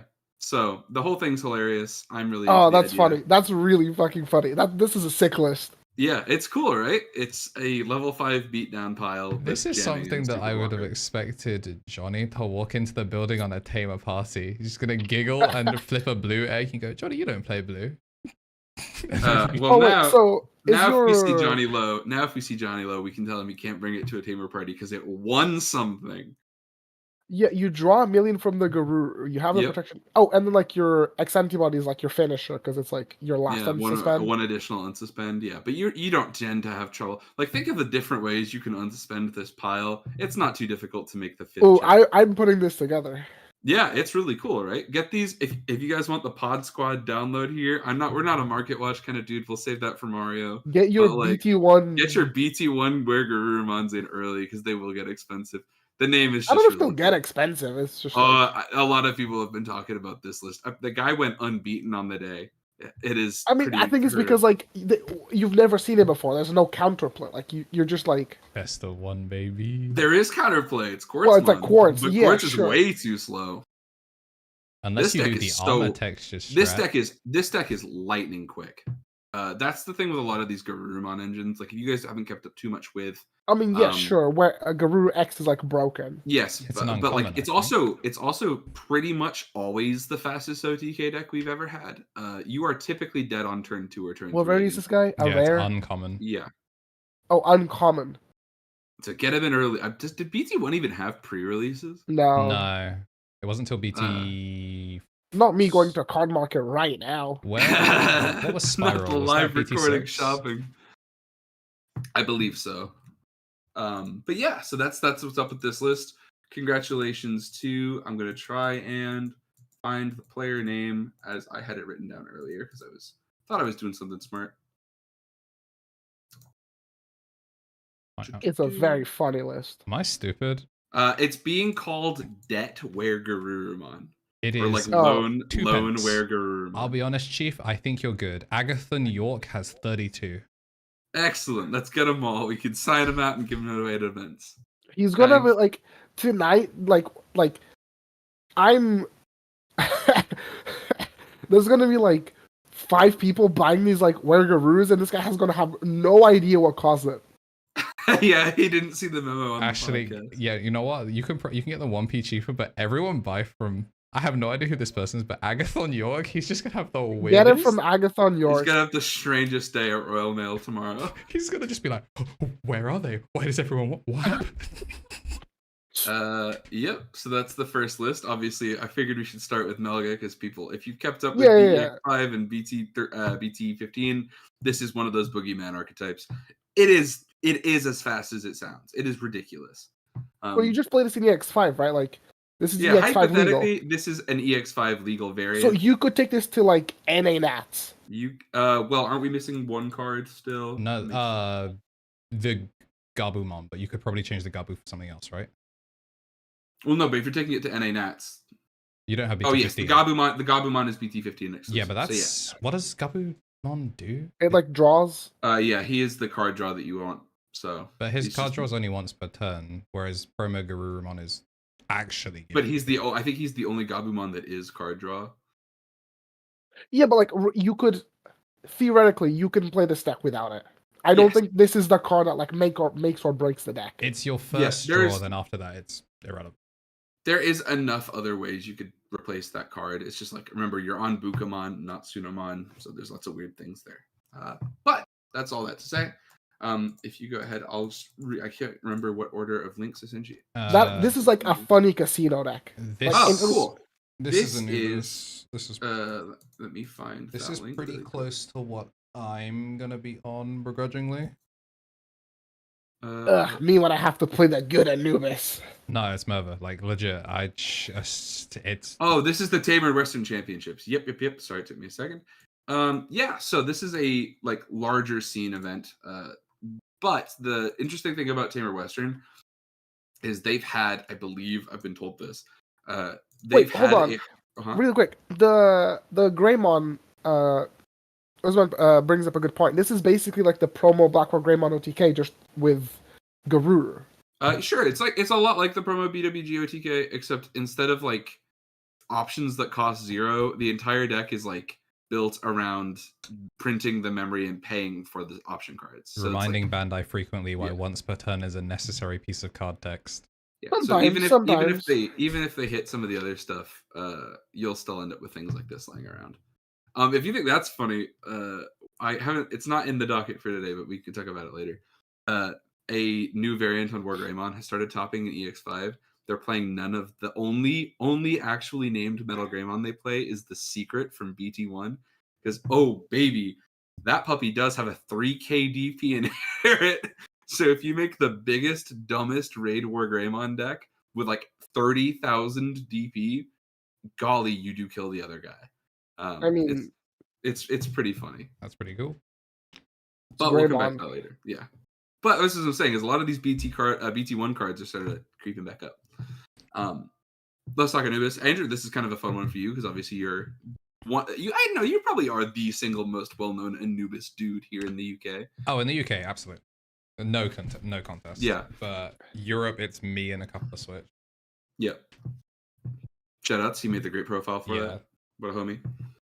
But yeah, do you want to talk through Anubis, or should I talk through some of the funny ratios here? The ratios, a lot of them make sense. You run 4 Ignite and 4 Gobbly because realistically, when you're doing your combo, it doesn't matter when you get the memory. Like, obviously, the Ignite and Blue Mirror giving you 2 back at once is obnoxious, but realistically, you're going to be pitching off of the Blue Mirror. The only thing that is slightly awkward now is you are promoting on a 5. Like, you're promoting on the 4 every time. You're not going to promote on... You can't just take the 5 in the back and push up to Anubis because you're only gaining back 1 memory off of it.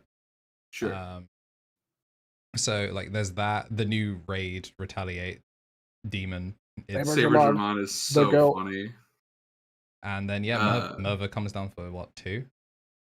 This deck also it kind of did some Matrix Neo dodging to avoid hits on the ban list, which is pretty sweet. Hitting both the purple Gabumons. Sorry, all of them but the starter deck one. The Ice One Scatter Mode was a huge hit, really slowed Apocaly down. And if you take a look at a lot of like winning results recently from events, oh boy, there have been real shifts towards like just play Anubis. It has an excellent matchup spread right now. It can and will beat Apocaly. It can and will beat It can and will beat Melga.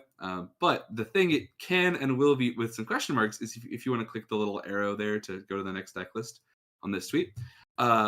This is the new highest placing for Mitama Venus Lock. And I wanted to bring this up because This deck is sick. oh baby, we finally got there, guys.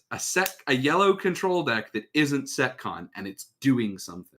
We might have a way out. That there's light deck. at the end of the tunnel. It's a good deck. This is a real deck. The Mitama one's crazy.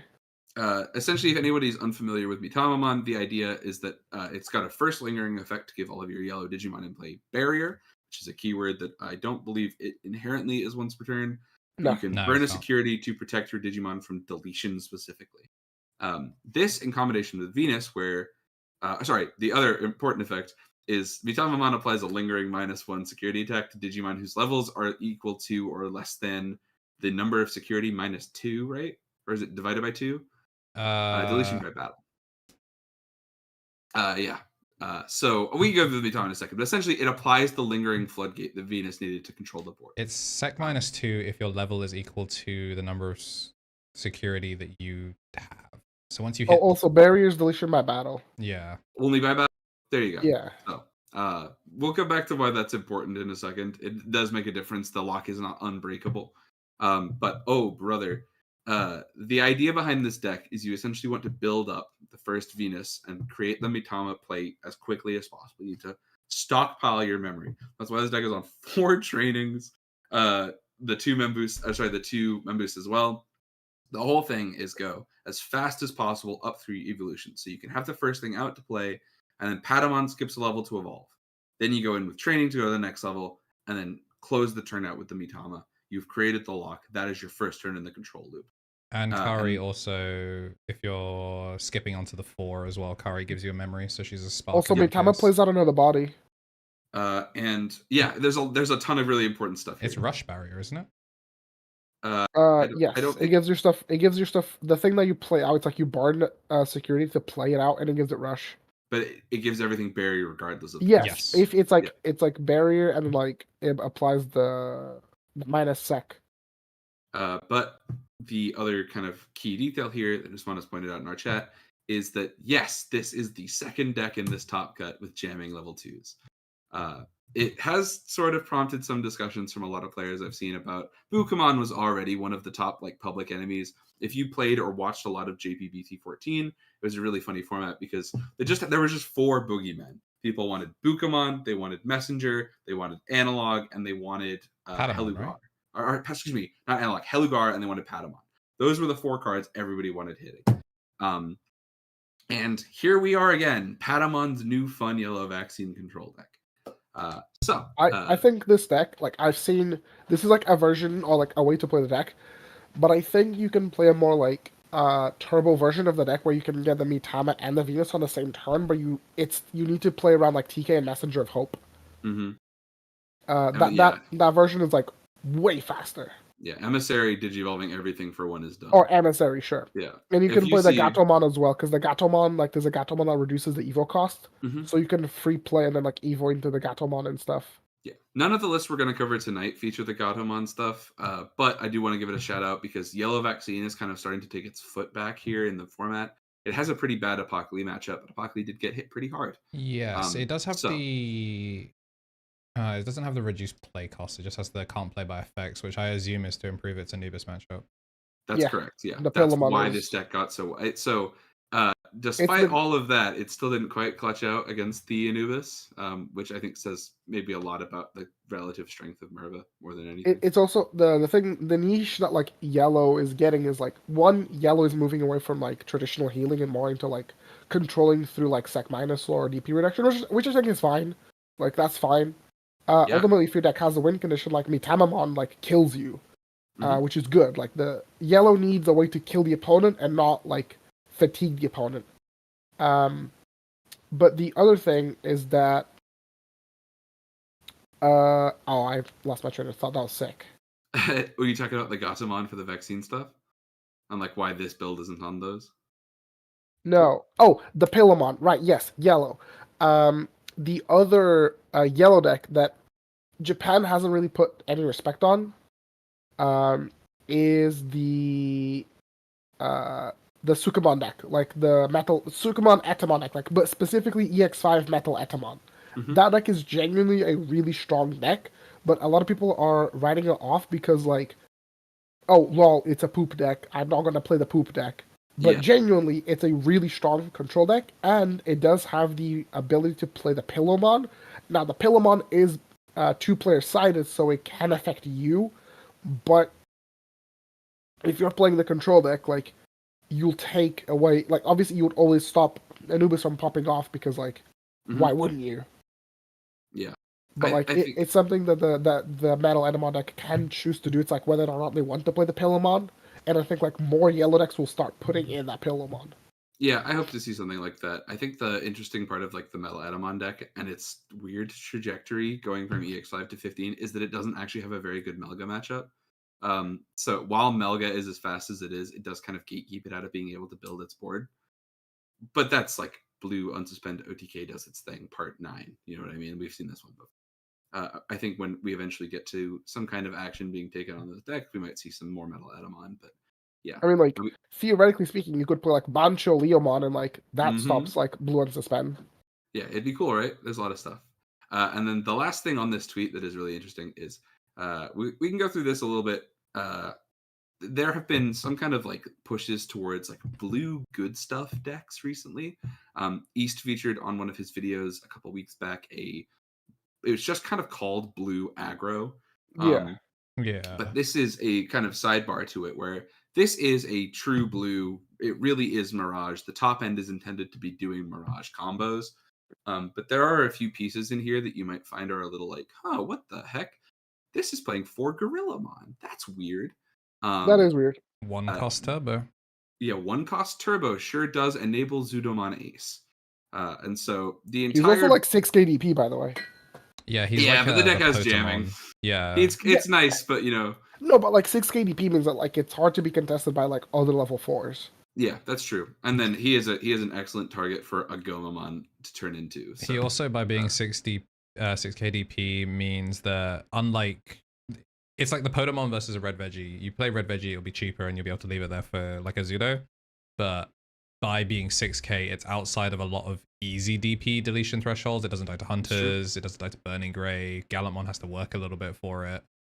yeah, 60s are usually our magic number. Okay, like the fours don't just come out and like clap it before it For aces. sure. Like it's more expensive to play. It's obviously the same cheap to Evo, but like sometimes I guess if you had a shit thing, you could maybe drop that for 6 and go, it's probably going to be annoying to answer. And if you drop it for 6, they're going to stare at you and go, you have a Zudo Ace in your hand. I'm not thick. Yep. But no, people will forget. I hope people forget less and less as these cards get older. But you're probably right that somebody Like does pre-release, you don't think people are gonna be like swinging when you have a level 4 on board, and you go, halt. Introducing counter timing from the new set, Blast Ace. During my opponent's turn, when they attack, before my block step, I will blast Evo into Zudomon Ace. In pre-release, can you blast Evo over the wrong color? Yes, sir. Yes, it's sir. Any kind of Digivolver. Oh, it's Davis again. Yeah, it's pretty stupid, right? Oh, it's Davis.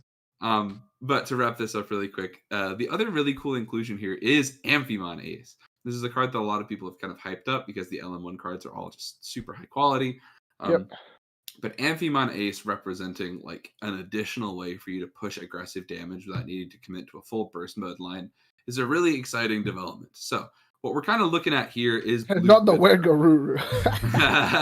No, remember we got to all buy our cards after this.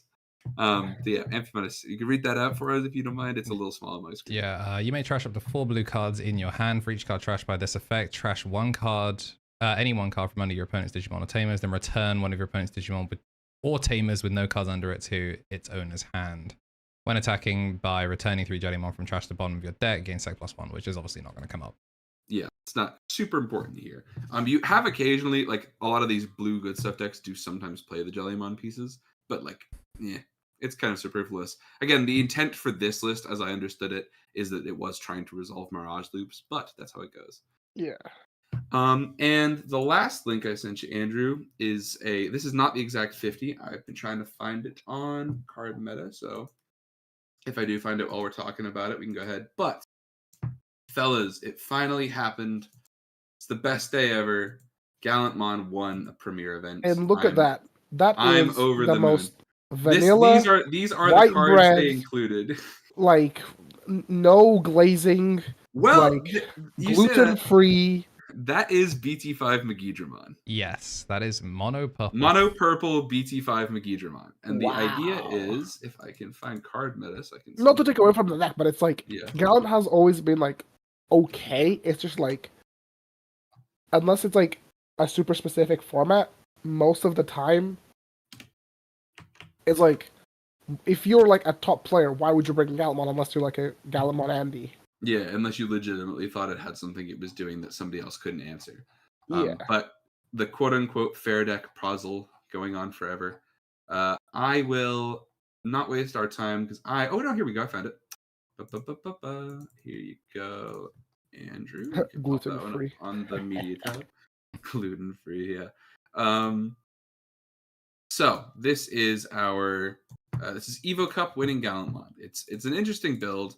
Essentially, it does answer the question, but it turns out as long as you can remove some of your bad matchups from the format, you can tech for the rest and try and win. This is a DP threshold increasing focused build. The idea is that you're just trying to play for your really aggressive tempo mill stuff. This deck is playing 4 Rivals Barrage, 3 That's Death crazy. Slingers, 2 Crimson Blazes, and then a suite of good red trainings and red mem boosts. But the full idea here, I reached out later to try and work out what was up, and it really is just because you can't red training into EX5 Magidramon, so it's not at 4. They're playing 2 and 2. Sure. Decent enough argument. It's 3 and 3. Is it 3 and 3? Yeah, it's 3 and 3. Yeah, it's 3 and 3. 3 boosts. Oh and yeah, 3 right. Yep. So the list is interesting in that sense. Part of the thing that I think is really cool here is that once again we're going to see some versatility from those LM cards. There's a Seriousmon Ace on here. If you want to pull that one up in the card dev window, Seriousmon Ace is one of the funniest and like arguably most like the Metal Greymon did not come out making the splash. In chat. Yeah, they did not. They did not like. They didn't come out swinging with Metal Gray Ace, but they did with this card. This card is ridiculous. He absolutely controls boards in ways that I don't think they intended it to be used for. And this deck doesn't mind. Like part of the like appeal of the Gallantmon structure now is like the way that they play it, especially on lists like this that are playing really low counts of the Tocado. You'll see a lot of this like leave the War Growlmon out there and like wink and nudge at your opponent a little bit. But Blast Evolving anything with 8k DP or less is very funny, and you can add 1,000 to that for all of the colors in the sources, which is minimum 2 here. So a 10k pop on a blast timing is pretty funny. This is one of the things you'll notice as well as the Solarmon. This list was basically built to beat Blue Flare. Blue Flare started to have a bit of a come up last week. This is not 2 weeks ago for the Eastern format, but Blue Flare builds playing around Ultimate Connection from BT15 have started to sort of show up a little bit here and there. It essentially makes 0 cost Metal Greymon Digicross rushes. So all of that to say, this was kind of teched for that, and it did really well. So congrats to, let me get the player name up 1 sec. Just had it. Suki. The player went by the name Crown, so very cool. Congrats to Crown, good work, very cool. But I think unless you guys have anything else you guys want to cover, that's about it for what went down for what went on in the East. Yeah, that pretty much. I'd say. I mean, we're probably not going to deck doctor this week because it requires like some actual foresight, and we also. This is, I mean, not accounting for what being live for like 4 minutes. We've been going for 140, so. Sweet. Yeah, we actually had a pretty beefy one to start with. I don't know, like, obviously this is our first one, so we don't know how long they're gonna be. I said now to start with, but that was a gross oversight. No, I don't think every week is going to start with the kind of breakdown of like what the podcast is and here's what's up, like we did for the start of this one. Yeah, it'll probably be like an hour and a half tops is probably what we're going to be aiming for. But if people don't have hard outs, then there's always the chance for the extension. For sure. The last thing I think we could shout out here is that there are some notable events coming up. If you're going to be at the UK Regional, you might see some of us there. So say hello, but also it's flu season, so be nice. Yeah, like stay away from me, bro. I'm not Yeah. trying to catch anything else. Bro, wear a mask if you feel yeah. even slightly under the weather, and even if you don't, wear a mask anyway. It's like people are gremlins. We can't be having this lesson taught to people these times over and over and over again. So I think that's just about it in terms of stuff we can cover this week. Unless you guys want to shout out anything else. I did have the comment of the week. Awesome. Sure. Yeah, we got a shout out from a month ago. Razor blade popsicles that came for every single person in the comments of the Scuffed Shine video. Heck yeah. Truly a toxic king, queen, or non-binary liege, but going after every single person. We occasionally have bad footage. Not everyone gets to be the star-studded cast of people in the comments. Not everyone here has tops. Sometimes you need your X4 regulars to be on stream so they can become X3 regulars. Yep. And what is your locals without your X3 regulars? True. They show up, they play, they give you games, keep your local alive. Your £5 go to your store so you can get a booster pack. Pretty sweet. But yeah, I guess also, we'll also shout out TommyNT. He's the first person who opens the membership pack. He's, at some point, I'm gonna get these uploads correct, and I'm gonna start fucking it up. Yeah, I got mine on there. What's up with that, huh? What am I paying for? What are you paying for? So true.